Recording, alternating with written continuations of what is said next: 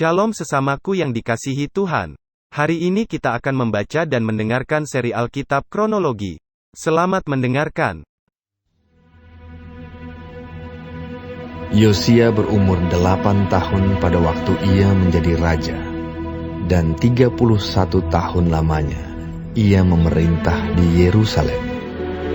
Nama ibunya ialah Yedida binti Adaya dari Boskat. Ia melakukan apa yang benar di mata Tuhan dan hidup sama seperti Daud, bapa leluhurnya, dan tidak menyimpang ke kanan atau ke kiri. Dalam tahun yang ke-18 zaman Raja Yosia, maka Raja menyuruh Safan bin Azalia bin Mesulam, panitera itu, ke rumah Tuhan. Katanya, "Pergilah kepada imam besar Hilkia. Suruhlah ia menyerahkan seluruh uang yang telah dibawa ke dalam rumah Tuhan, yang telah dikumpulkan oleh pihak rakyat, oleh penjaga-penjaga pintu. Baiklah itu diberikan mereka ke tangan para pekerja yang diangkat untuk mengawasi rumah Tuhan, supaya diberikan kepada tukang-tukang yang ada di rumah Tuhan untuk memperbaiki kerusakan rumah itu, yaitu untuk tukang-tukang kayu, tukang-tukang bangunan, dan tukang-tukang tembok, juga bagi pembelian kayu dan batu pahat untuk memperbaiki rumah itu. Tetapi tidak usahlah mengadakan perhitungan dengan mereka mengenai uang yang diberikan ke tangan mereka, sebab mereka bekerja dengan jujur." berkatalah imam besar Hilkia kepada Safan, panitera itu, "Telah kutemukan kitab Taurat itu di rumah Tuhan." Lalu Hilkia memberikan kitab itu kepada Safan, dan Safan terus membacanya. Kemudian Safan, panitera itu, masuk menghadap raja. Disampaikannyalah kabar tentang itu kepada raja. "Hamba-hambamu ini telah mengambil seluruh uang yang terdapat di rumah Tuhan dan memberikannya ke tangan para pekerja yang diangkat mengawasi rumah itu." Safan, panitera itu, memberitahukan juga kepada raja. "Imam Hilkia telah memberikan kitab kepadaku." Lalu Safan membacakannya di depan raja. Segera sesudah raja mendengar perkataan kitab Taurat itu, dikoyakkannyalah pakaiannya. Kemudian raja memberi perintah kepada Imam Hilkia, kepada Ahikam bin Safan, kepada Akbor bin Mika, kepada Safan panitera itu, dan kepada Asaya, hamba raja. Katanya, "Pergilah, mintalah petunjuk Tuhan bagiku, bagi rakyat, bagi seluruh Yehuda, tentang perkataan kitab yang ditemukan ini. Sebab hebat kehangatan murka Tuhan yang bernyala-nyala terhadap kita, oleh karena nenek moyang kita yang tidak mendengarkan perkataan kitab ini dengan berbuat tepat seperti yang tertulis di dalamnya." Maka pergilah Imam Hilkia, Ahikam, Akbor, Safan dan Asaya kepada Nabiah Hulda, istri seorang yang mengurus pakaian-pakaian, yaitu Salum bin Tikwa bin Harhas. Nabiah itu tinggal di Yerusalem, di perkampungan baru. Mereka memberitakan semuanya kepadanya. Perempuan itu menjawab mereka, "Beginilah firman Tuhan Allah Israel. Katakanlah kepada orang yang menyuruh kamu kepadaku. Beginilah firman Tuhan. Sesungguhnya aku akan mendatangkan malapetaka atas tempat ini dan atas penduduknya, yakni segala perkataan kitab yang telah dibaca oleh Raja Yehuda, karena mereka meninggalkan aku dan membakar korban kepada Allah lain dengan maksud menimbulkan sakit hatiku dengan segala pekerjaan tangan mereka. Sebab itu kehangatan murkaku akan bernyala-nyala terhadap tempat ini dengan tidak padam-padam. Tetapi kepada Raja Yehuda yang telah menyuruh kamu untuk meminta petunjuk Tuhan, harus kamu katakan demikian. Beginilah firman Tuhan Allah Israel mengenai perkataan yang telah kau dengar itu. Oleh karena kau sudah menyesal dan kau merendahkan diri di hadapan Tuhan pada waktu engkau mendengar hukuman yang kufirmankan terhadap tempat ini dan terhadap penduduknya, bahwa mereka akan mendahsyatkan dan menjadi kutuk. Dan oleh karena engkau mengoyakkan pakaianmu dan menangis di hadapanku, aku pun telah mendengarnya. Demikianlah firman Tuhan. Sebab itu, sesungguhnya aku akan mengumpulkan engkau kepada nenek moyangmu, dan engkau akan dikebumikan ke dalam kuburmu dengan damai. Dan matamu tidak akan melihat segala malapetaka yang akan kudatangkan atas tempat ini. Lalu mereka menyampaikan jawab itu kepada raja.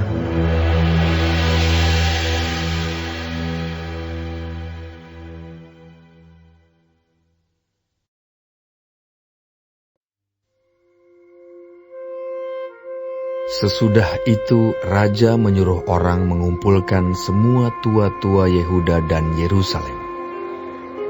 Kemudian pergilah raja ke rumah Tuhan, dan bersama-sama dia semua orang Yehuda dan semua penduduk Yerusalem, para imam, para nabi, dan seluruh orang awam, dari yang kecil sampai yang besar.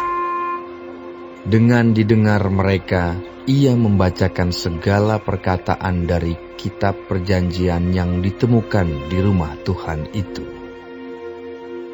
Sesudah itu, berdirilah raja dekat tiang, dan diadakannyalah perjanjian di hadapan Tuhan untuk hidup dengan mengikuti Tuhan, dan tetap menuruti perintah-perintahnya, peraturan-peraturannya, dan ketetapan-ketetapannya dengan segenap hati dan dengan segenap jiwa, dan untuk menepati perkataan perjanjian yang tertulis dalam kitab itu. Dan seluruh rakyat turut mendukung perjanjian itu. Raja memberi perintah kepada imam besar Hilkia dan kepada para imam tingkat 2 dan kepada para penjaga pintu untuk mengeluarkan dari bait Tuhan segala perkakas yang telah dibuat untuk Baal dan Asyera dan untuk segala tentara langit.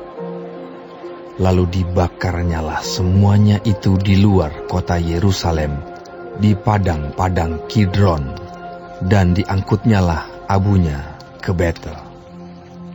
Ia memberhentikan para imam dewa asing yang telah diangkat oleh raja-raja Yehuda untuk membakar korban di bukit pengorbanan di kota-kota Yehuda dan di sekitar Yerusalem.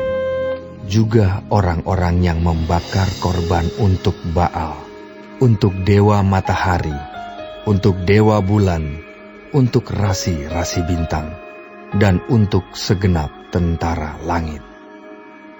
Dibawanyalah tiang-tiang berhala dari rumah Tuhan keluar kota Yerusalem ke sungai Kidron. Lalu dibakarnya di situ dan ditumbuknya halus-halus menjadi abu. Kemudian dicampakkannya abunya ke atas kuburan rakyat jelata. Ia merobohkan petak-petak pelacuran bakti yang ada di rumah Tuhan, tempat orang-orang perempuan bertenun sarung untuk Asyera. Disuruhnyalah datang semua imam dari kota-kota Yehuda. Lalu ia menajiskan bukit-bukit pengorbanan, tempat para imam itu membakar korban, dari Geba sampai Bersheba. Dirobohkannya pula bukit-bukit pengorbanan di pintu-pintu gerbang yang ada dekat lobang pintu gerbang Yosua, penguasa kota itu, yang ada pada sebelah kiri kalau orang memasuki pintu gerbang kota itu. Tetapi para imam bukit-bukit pengorbanan itu tidak boleh naik ke mezbah Tuhan di Yerusalem. Hanya mereka boleh memakan roti yang tidak beragi di tengah-tengah saudara-saudara mereka. Ia menajiskan juga Tofet yang ada di lembah Ben Hinnom, supaya jangan orang mempersembahkan anak-anaknya sebagai korban dalam api untuk dewa Moloch. Dibuangnyalah kuda-kuda yang ditaruh oleh raja-raja Yehuda untuk dewa matahari di pintu masuk ke rumah Tuhan, dekat bilik Natan Melech, pegawai istana yang tinggal di gedung samping. Juga kereta-kereta dewa matahari dibakarnya dengan api. Mezbah-mezbah yang ada di atas Sotoh, tempat peranginan Ahaz, yang dibuat oleh raja-raja Yehuda, dan mezbah-mezbah yang dibuat Manasye di kedua pelataran rumah Tuhan, dirobohkan oleh raja dan diremukkan di sana. Lalu dicampakkannya abunya ke sungai Kidron. Bukit-bukit pengorbanan yang ada di sebelah timur Yerusalem, di sebelah selatan bukit kebusukan, dan yang didirikan oleh Salomo, Raja Israel, untuk Ashitoret, dewa kejijikan sembahan orang Sidon, dan untuk Kamos, dewa kejijikan sembahan Moab, dan untuk Milkom, dewa kekejian sembahan orang Amon, dinajiskan oleh raja. Ia memecahkan tugu-tugu berhala dan menebang tiang-tiang berhala. Lalu ditimbuninya tempat-tempat itu penuh dengan tulang-tulang manusia. Juga mezbah yang ada di Betel, bukit pengorbanan yang dibuat oleh Yerobeam bin Nebat yang mengakibatkan orang Israel berdosa. Mezbah dan bukit pengorbanan itu pun dirobohkannya, dan batu-batunya dipecahkannya. Lalu ditumbuknya halus-halus menjadi abu, dan dibakarnyalah tiang berhala. Dan ketika Yosia berpaling, dilihatnyalah kuburan-kuburan yang ada di gunung di sana. Lalu menyuruh orang mengambil tulang-tulang dari kuburan-kuburan itu, membakarnya di atas mezbah dan menajiskannya, sesuai dengan firman Tuhan yang telah diserukan oleh abdi Allah yang telah menyerukan hal-hal ini. Ia berkata, Apakah tanda keramat yang kulihat ini? Lalu orang-orang di kota itu menjawab dia, Itulah kuburan abdi Allah yang sudah datang dari Yehuda, dan yang telah menyerukan segala hal yang telah kau lakukan terhadap mezbah Betel ini. Lalu katanya, Biarkanlah itu. Janganlah ada orang yang menjamah tulang-tulangnya. jadi mereka tidak mengganggu tulang-tulangnya dan tulang-tulang nabi yang telah datang dari Samaria itu. Juga segala kuil di bukit-bukit pengorbanan yang di kota-kota Samaria, yang dibuat oleh raja-raja Israel untuk menimbulkan sakit hati Tuhan, dijauhkan oleh Yosia, dan dalam hal ini ia bertindak tepat seperti tindakannya di Betel. Ia menyembelih di atas mezbah-mezbah itu semua imam bukit-bukit pengorbanan yang ada di sana, dan dibakarnya tulang-tulang manusia di atasnya. Lalu pulanglah ia ke Yerusalem. Kemudian raja memberi perintah kepada seluruh bangsa itu, Rayakanlah Paskah bagi Tuhan Allahmu, seperti yang tertulis dalam kitab perjanjian ini. sebab tidak pernah lagi dirayakan Paskah seperti itu sejak zaman para hakim yang memerintah atas Israel, dan sepanjang zaman raja-raja Israel dan raja-raja Yehuda. Tetapi barulah dalam tahun ke-18 zaman Raja Yosia, Paskah ini dirayakan bagi Tuhan di Yerusalem. Para pemanggil arwah dan para pemanggil roh peramal, juga terafim, berhala-berhala, dan segala dewa kejijikan yang terlihat di tanah Yehuda dan di Yerusalem, dihapuskan oleh Yosia dengan maksud menepati perkataan Taurat yang tertulis dalam kitab yang telah didapati oleh Imam Hilkia di rumah Tuhan. Sebelum dia, tidak ada raja seperti dia yang berbalik kepada Tuhan dengan segenap hatinya, dengan segenap jiwanya, dan dengan segenap kekuatannya, sesuai dengan segala Taurat Musa. Dan sesudah dia, tidak ada bangkit lagi yang seperti dia. Tetapi Tuhan tidak beralih dari murkanya yang sangat bernyala-nyala itu, yang telah bangkit terhadap Yehuda, oleh karena segala sakit hatinya yang ditimbulkan Manasye. Lalu berfirmanlah Tuhan, Juga orang Yehuda akan kujauhkan dari hadapanku, seperti aku menjauhkan orang Israel, dan aku akan membuang kota yang kupilih ini, yakni Yerusalem dan rumah ini, walaupun aku telah berfirman tentangnya, namaku akan tinggal di sana. Selebihnya dari riwayat Yosia dan segala yang dilakukannya, bukankah semuanya itu tertulis dalam kitab sejarah raja-raja Yehuda? Dalam zamannya itu, majulah Firaun Neko, raja Mesir, melawan raja Asyur di tepi sungai Efrat. Raja Yosia pergi menghadapi dia, tetapi Firaun membunuhnya di Megido, segera sesudah ia melihatnya.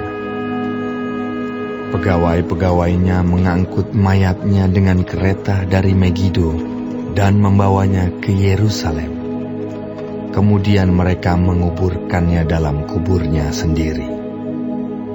Maka rakyat negeri itu menjemput Yoahas, anak Yosia, mengurapi dia dan mengangkat dia menjadi raja menggantikan ayahnya. Yoahas berumur 23 tahun pada waktu ia menjadi raja, dan 3 bulan lamanya ia memerintah di Yerusalem. Nama ibunya ialah Hamutal binti Yeremia dari Libna. Ia melakukan apa yang jahat di mata Tuhan, tepat seperti yang dilakukan oleh nenek moyangnya. Firaun Neko mengurung dia di Ribla, di tanah Hamat, supaya jangan ia memerintah di Yerusalem. Lagi Firaun membebankan kepada negeri itu denda sebesar 100 talenta perak dan 10 talenta emas. Firaun Neko mengangkat Elyakim, anak Yosia, menjadi raja menggantikan Yosia, ayahnya, dan menukar namanya dengan Yoyakim. Tetapi Yoahas dibawanya. Yoahas tiba di Mesir dan mati di sana. Yoyakim memberi emas dan perak itu kepada Firaun, tetapi ia menarik pajak dari negeri supaya dapat memberi uang itu sesuai dengan titah Firaun. Ia menagih emas dan perak itu dari rakyat negeri, dari setiap orang menurut jumlah ketetapan pajaknya, untuk memberikannya kepada Firaun Neko. Yoyakim berumur 25 tahun pada waktu ia menjadi raja, dan 11 tahun lamanya ia memerintah di Yerusalem. Nama ibunya ialah Sebuda binti Pedaya dari Rumah. Ia melakukan apa yang jahat di mata Tuhan, tepat seperti yang dilakukan oleh nenek moyangnya.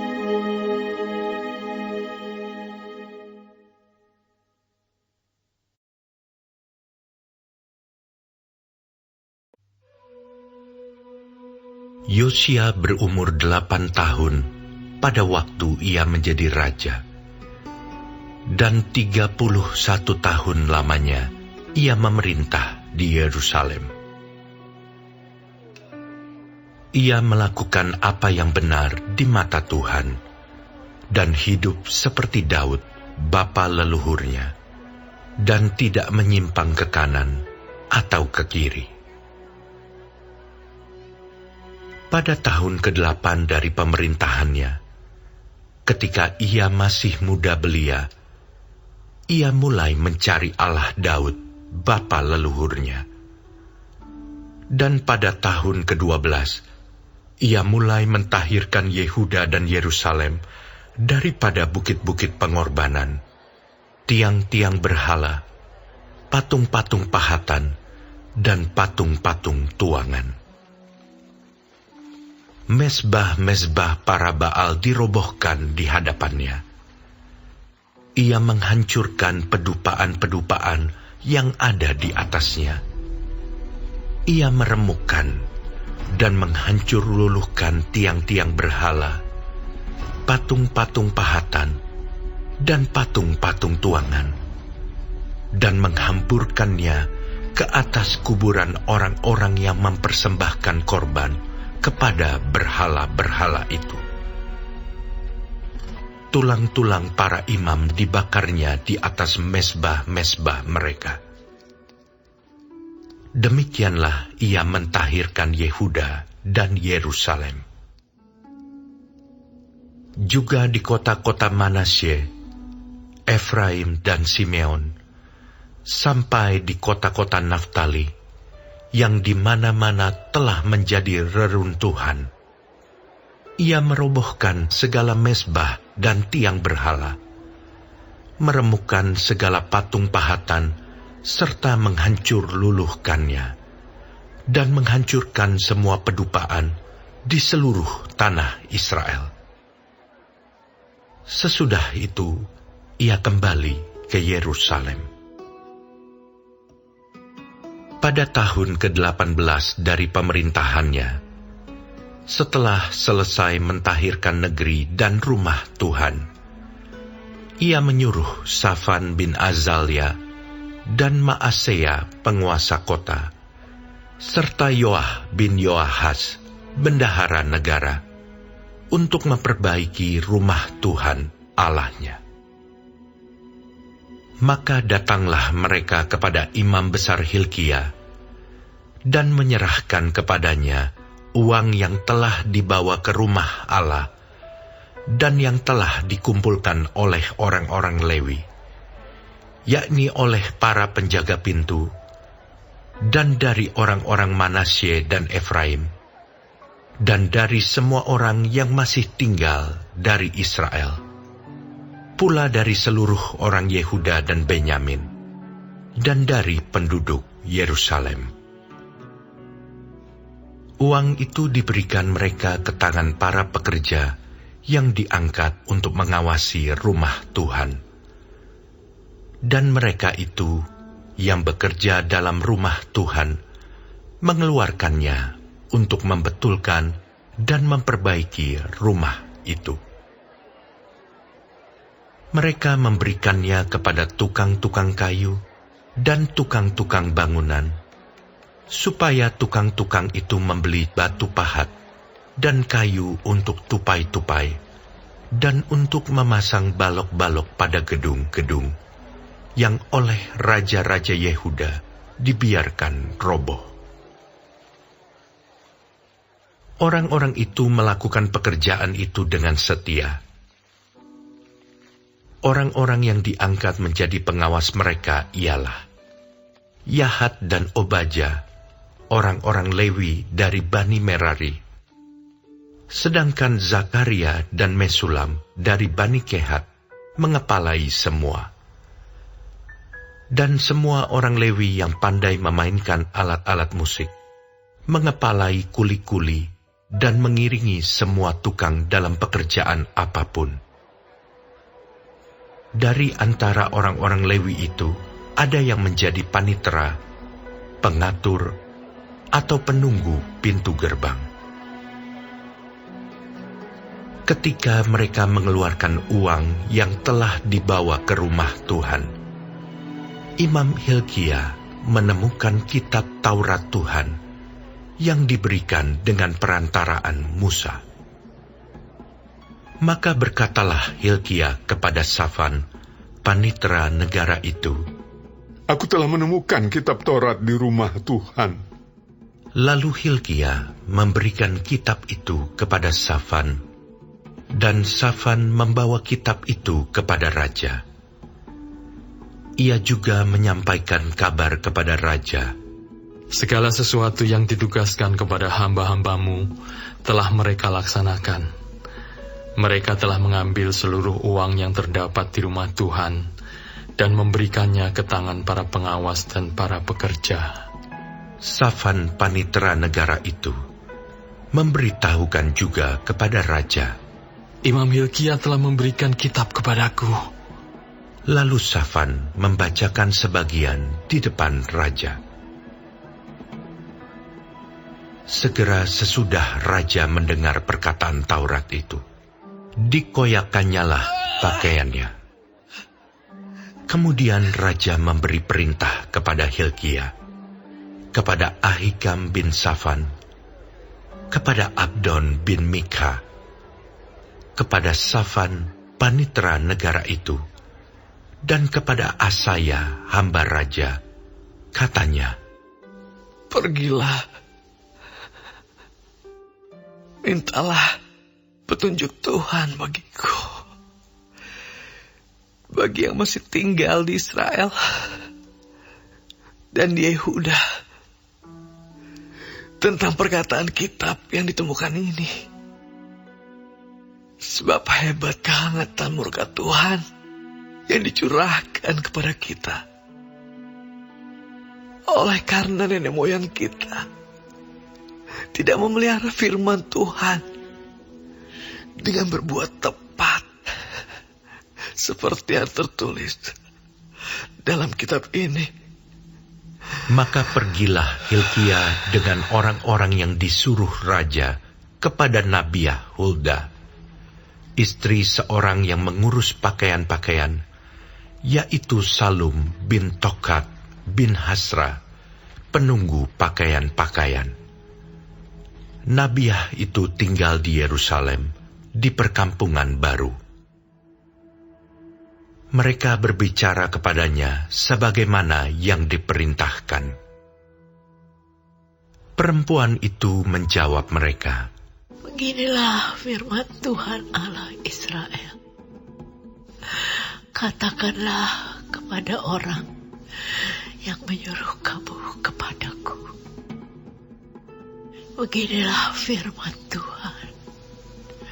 Sesungguhnya aku akan mendatangkan malapetaka atas tempat ini dan atas penduduknya, yakni segala kutuk yang tertulis dalam kitab yang telah dibacakan di depan Raja Yehuda. Karena mereka meninggalkan aku dan membakar korban kepada Allah lain dengan maksud menimbulkan sakit hatiku dengan segala pekerjaan tangan mereka. Sebab itu nyala murkaku akan dicurahkan ke tempat ini dengan tidak padam-padam. Tetapi kepada Raja Yehuda yang telah menyuruh kamu untuk meminta petunjuk Tuhan, harus kamu katakan demikian. Beginilah firman Tuhan Allah Israel mengenai perkataan yang telah kau dengar itu. Oleh karena engkau sudah menyesal dan kau merendahkan diri di hadapan Allah pada waktu engkau mendengar firman-Nya terhadap tempat ini dan terhadap penduduknya. Oleh karena engkau merendahkan diri di hadapanku, menggoyahkan pakaianmu dan menangis di hadapanku, aku pun telah mendengarnya Demikianlah firman Tuhan. Maka sesungguhnya aku akan mengumpulkan engkau kepada nenek moyangmu, dan engkau akan dikebumikan ke dalam kuburmu dengan damai, dan matamu tidak akan melihat segala malapetaka yang akan kudatangkan atas tempat ini dan atas penduduknya.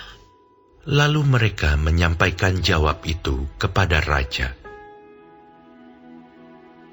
Sesudah itu, raja menyuruh orang mengumpulkan semua tua-tua Yehuda dan Yerusalem. Kemudian pergilah raja ke rumah Tuhan bersama-sama semua orang Yehuda dan penduduk Yerusalem, para imam, orang-orang Lewi, dan seluruh orang awam, baik yang besar maupun yang masih kecil. Dengan didengar mereka, ia membacakan segala perkataan dari kitab perjanjian yang ditemukan di rumah Tuhan itu. Sesudah itu, berdirilah raja pada tempatnya, dan diikatnyalah perjanjian di hadapan Tuhan untuk hidup dengan mengikuti Tuhan dan tetap menuruti perintah-perintahnya, peraturan-peraturannya, dan ketetapan-ketetapannya dengan segenap hatinya dan dengan segenap jiwanya, dan untuk melakukan perkataan perjanjian yang tertulis dalam kitab itu. Ia menyuruh semua orang yang berada di Yerusalem dan Benyamin ikut serta dalam perjanjian itu.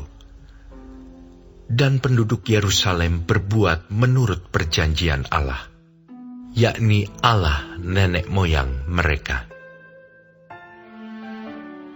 Yosia menjauhkan segala dewa kekejian dari semua daerah orang Israel, dan menyuruh semua orang yang ada di Israel beribadah kepada Tuhan Allah mereka. Maka sepanjang hidup Yosia, mereka tidak menyimpang mengikuti Tuhan Allah nenek moyang mereka.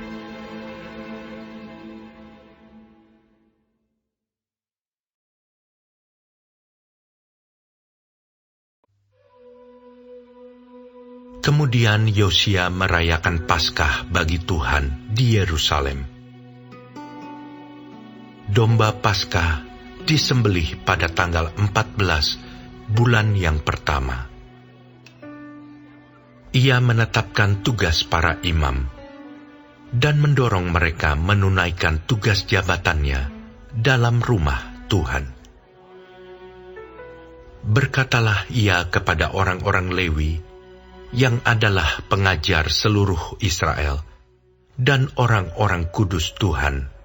Tempatkanlah tabut kudus itu di dalam rumah yang telah didirikan Salomo bin Daud, Raja Israel. Tidak usah lagi kamu mengusungnya. Sekarang, layanilah Tuhan Allahmu dan Israel umatnya. Bersiaplah menurut puak-puakmu dan menurut rombonganmu, sebagaimana yang dituliskan Daud, Raja Israel, dan Salomo anaknya. Berdirilah di halaman tempat kudus menurut golongan puak saudara-saudaramu yang lain, yakni kaum awam, dengan satu rombongan puak orang Lewi untuk tiap golongan saudara-saudaramu itu. Sembelilah domba Paskah, kuduskanlah dirimu, dan adakanlah persiapan bagi saudara-saudaramu, supaya dilakukan apa yang difirmankan Tuhan dengan perantaraan Musa. Yosia menyumbangkan kepada kaum awam sejumlah 30.000 ekor kambing domba, yakni domba-domba dan kambing-kambing jantan yang muda, semuanya sebagai korban Paskah bagi semua orang yang hadir. Selain itu disumbangkannya 3.000 ekor lembu. Semuanya itu dari harta milik raja.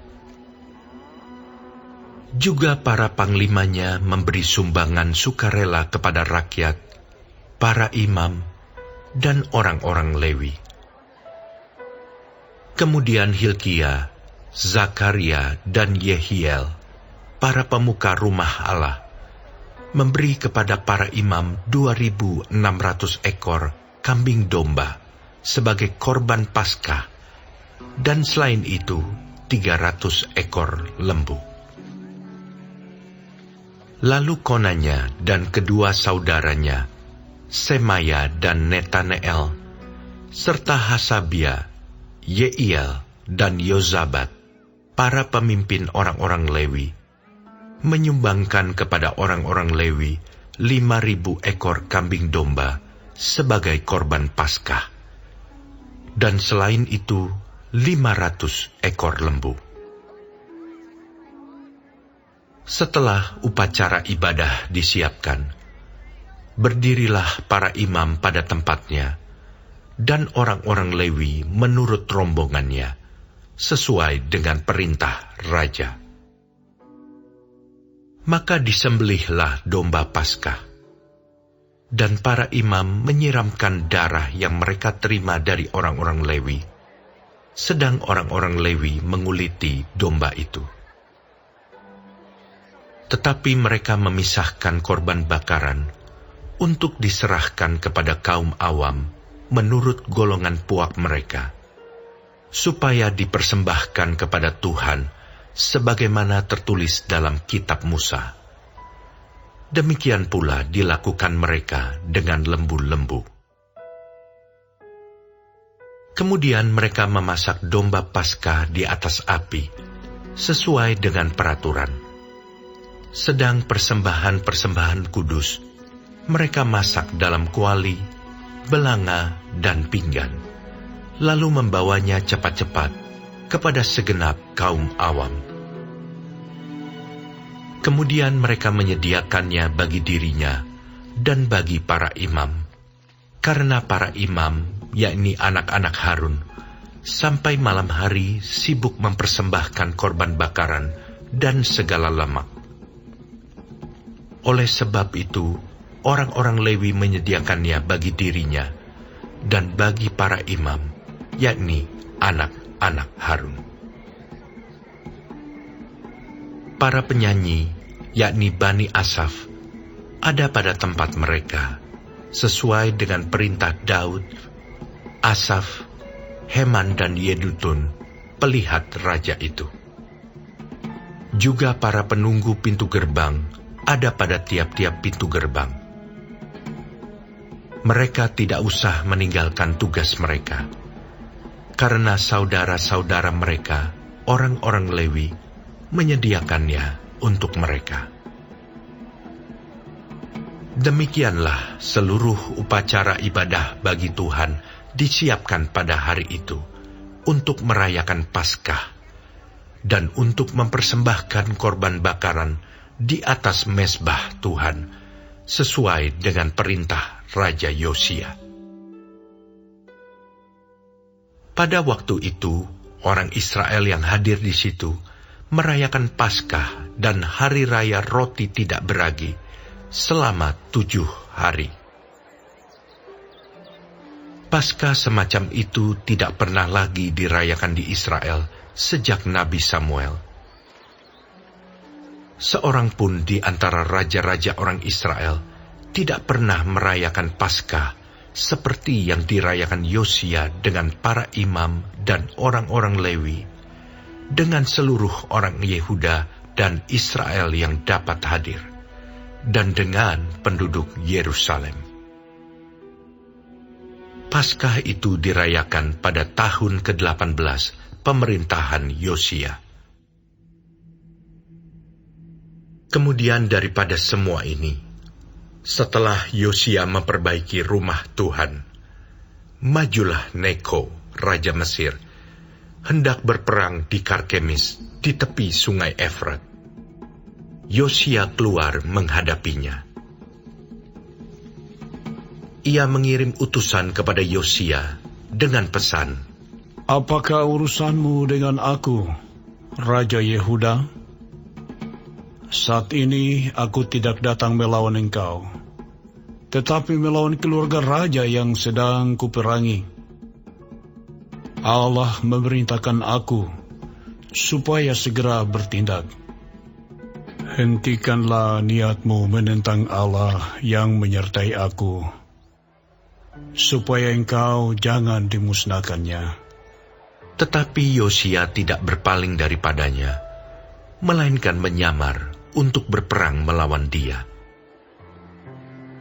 Ia tidak mengindahkan kata-kata Neko, yang merupakan pesan Allah, lalu berperang di lembah Megido. Maka pemanah-pemanah menembaki Raja Yosia, dan Raja berseru kepada orang-orangnya, Bawa aku dari sini. Karena aku luka parah. Orang-orangnya mengangkatnya dari keretanya, lalu mengangkutnya dengan kereta cadangannya, lalu membawanya ke Yerusalem. Kemudian matilah ia, lalu dikuburkan di pekuburan nenek moyangnya. Seluruh Yehuda dan Yerusalem berkabung karena Yosia. Yeremia membuat suatu syair ratapan mengenai Yosia. Dan sampai sekarang ini, semua penyanyi laki-laki dan penyanyi perempuan menyanyikan syair-syair ratapan mengenai Yosia. Dan mereka jadikan itu suatu kebiasaan di Israel. Semuanya itu tertulis dalam syair-syair ratapan. Selebihnya dari riwayat Yosia dan perbuatan-perbuatannya yang saleh, yang sesuai dengan yang ada tertulis dalam Taurat Tuhan, yakni riwayatnya dari awal sampai akhir. Sesungguhnya semuanya itu tertulis dalam kitab Raja-Raja Israel dan Yehuda.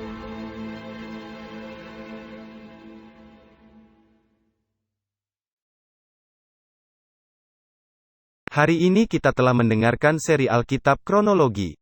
Tuhan Yesus memberkati.